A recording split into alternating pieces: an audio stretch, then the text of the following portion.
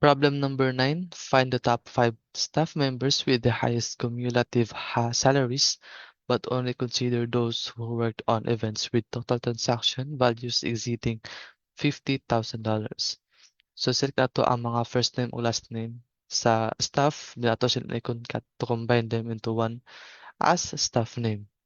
Then, isam nato ang total salary nila as a total salary.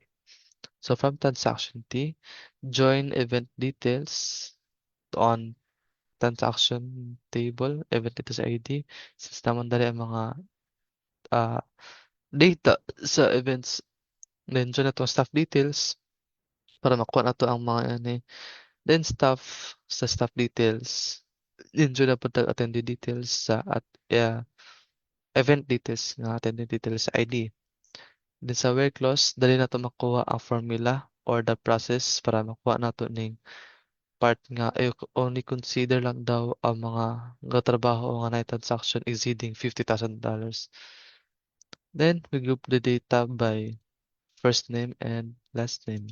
Order them in descending order para makita nato pinakauna ang mga bigger numbers first and limit them by 5. So the following output should be like this. So these are the top 5 staff members with highest salary. And then creating the view, create view, give your name, and SQL code nato. Then procedure, delimiter, create procedure, procedure name, begin, then SQL code na pod. End nato ang delimiter, then i-call nato siya, then nada nang delimiter output.